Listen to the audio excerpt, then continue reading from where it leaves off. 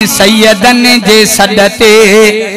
इंदो हाँ हलाणी पढ़ंदो हाँ हितड़े पढ़ंदो हाँ हितड़े करबल कहानी सैयदन जे सदते इंदो हाँ हलाणी मुर्शिदन जे सदते इंदो हाँ हलाणी पढ़ंदो हाँ हितड़े पढ़ंदो हाँ हितड़े करबल कहानी सैयदन जे सदते इंदो हाँ हलाणी मुर्शिदन जे सदते इंदो हाँ हलाणी निसार शाह प्यारो वडे कुर्ब वारो हमादुल्ला साईं असद शाह भलारो मधु अचे तो सुभान अल्लाह जो नारो निसार शाह प्यारो वडे कुर्ब वारो हमादुल्ला साईं असद शाह भलारो हले थी सखावत मानी पानी सैयदन जे सदते इंदो हाँ हलाणी मुर्शिदन जे सदते इंदो हाँ हलाणी पढ़ंदो हाँ हितड़े करबल कहानी सैयदन जे सदते इंदो हाँ हलाणी मुर्शिदन जे सदते असी साल खां हिते जलसो थींदो बगैर इश्तिहार जे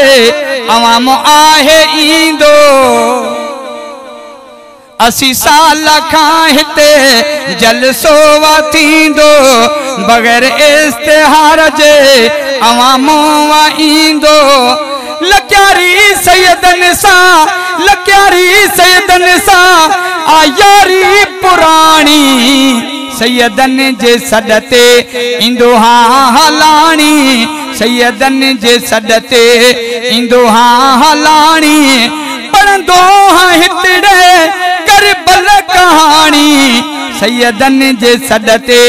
इंदो हाँ हलाणी मुर्शिदन जे सदते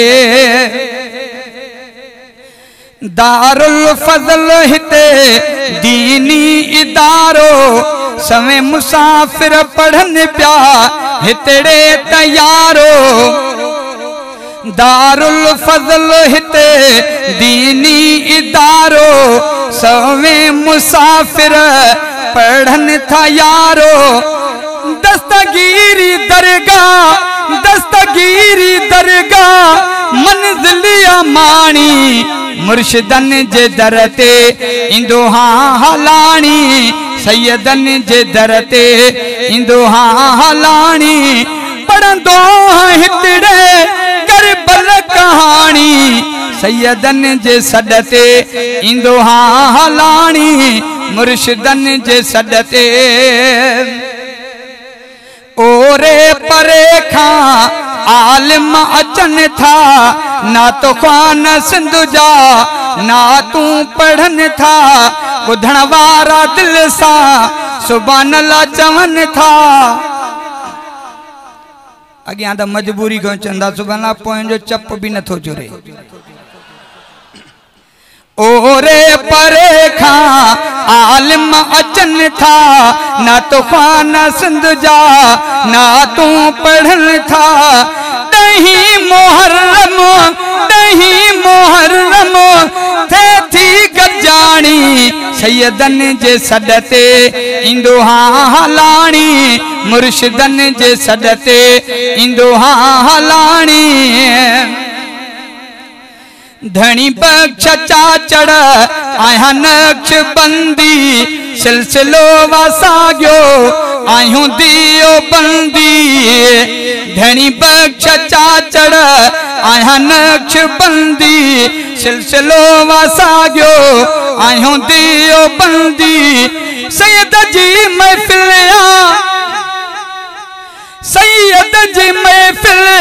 आहे अमीराणी सैयद जे सदते इंदो हाँ हलाणी मुर्शिद जे सदते इंदो हाँ हलाणी पढ़ंदो हाँ हितड़े करबल कहानी सैयद जे सडते